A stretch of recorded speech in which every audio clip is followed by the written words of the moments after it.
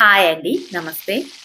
Welcome to Suhasini's kitchen. నేను మీ సుహాసిని రెడ్డి. ఈరోజు మన కిచెన్‌లో ప్రసాదం పొంగలిని ప్రిపేర్ చేసుకుందాం. అదేనండి కట్టె పొంగలి.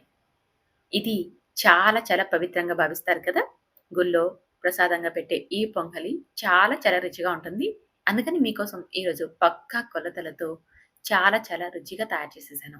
మార్నింగ్ టైమ్‌లో మీరు బ్రేక్‌ఫాస్ట్‌గా కూడా ఈ రెసిపీని తయారు చేసేసుకోవచ్చు. తింటుంటే ఇంకాస్త తినాలనిపిస్తుంది. అంత స్మూత్‌గా, అంత టేస్టీగా ఉంటుంది. దీనికోసం ఒక కప్పు పెసరపప్పును బాగా వేయించండి. మంటని మీడియం ఫ్లేమ్‌లోకి, లో ఫ్లేమ్‌లోకి అడ్జస్ట్ చేసేసుకుంటూ చూడండి ఇలా మంచి రంగు వచ్చేదాకా వేయించుకోవాలి. ఎప్పుడైతే మంచి స్మెల్‌తో రంగు మారుతుందో అప్పుడు స్టవ్ మీద నుంచి దించేసి పక్కనుంచండి. ఇప్పుడు ప్రెషర్ కుక్కర్ తీసుకొని మనం ఏ కప్‌తో అయితే పెసరపప్పు తీసుకున్నామో అదే కప్పుతో ఒక కప్పు బియ్యం తీసుకోవాలి. ఇలా సమానంగా తీసుకున్నామంటే ఈ పొంగలనేది స్మూత్‌గా చాలా చాలా టేస్టీగా వస్తుందండి. ఒక కప్పు బియ్యానికి ఒక కప్పు పెసరపప్పు అన్నమాట. పెసరపప్పును బాగా వేయించి తీసేసుకోవాలి. ఇప్పుడు ఈ రెండిటిని వాటర్ వేసేసి 3-4 సార్లు శుభ్రంగా కడగాలి. ఈ పొంగలి రుచి రెగ్యులర్‌గా చేసుకునే పొంగలి రుచి కంటే చాలా చాలా భిన్నంగా చాలా రుచిగా ఉంటుందండి. శుభ్రంగా కడిగాక ఇప్పుడు ఇందులోకి మనం ఏ కప్పుతో అయితే బియ్యం, పెసరపప్పు తీసుకున్నామో అదే కప్పుతో 3 కప్పుల నీళ్ళని వేసుకోవాలి. అలాగే రుచికి సరిపడా ఉప్పుని, ఒక స్పూన్ దాకా నెయ్యిని వేసేసి మూత పెట్టి 4 విజిల్స్ వచ్చేదాకా ఉడికించాలి. ఇందులోకి నెయ్యిని వేస్తేనే చాలా చాలా రుచిగా ఉంటుంది.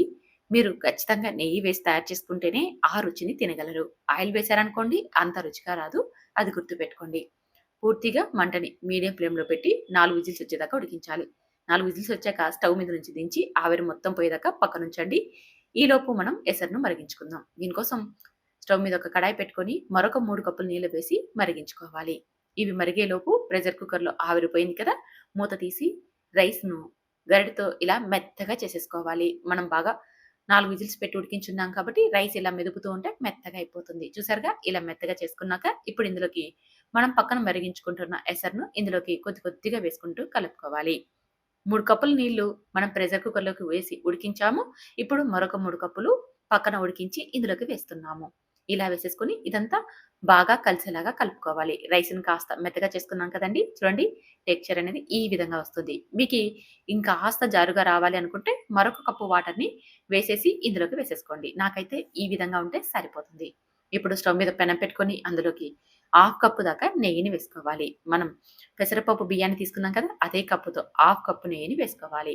తర్వాత ఇందులోకి జీలకర్రని చిన్నగా కట్ చేసుకున్న అల్లం ముక్కల్ని వేసి బాగా వేయించుకోవాలి. అల్లం వేగాక ఇందులోకి ఒక స్పూన్ దాకా మిరియాలను, అలాగే కొన్ని జీడిపప్పు పలుకుల్ని కూడా వేసేసుకొని మరొకసారి ఇదంతా బాగా కలుపుతూ వేయించుకోవాలి.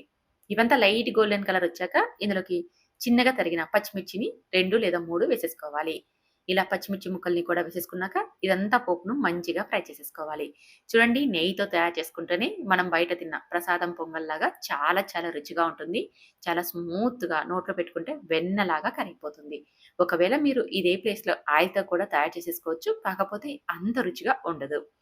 ఇప్పుడు ఈ పోపును మనం ప్రిపేర్ చేసి పెట్టుకున్న పొంగల్లోకి వేసేసుకొని ఇదంతా బాగా కలిసేలాగా కలిపి సర్వ్ చేసేసుకోవడమే. ఎంత టేస్టీగా ఉంటుందంటే నోట్లో పెట్టుకోగానే వెన్నలాగా ఉంటుంది.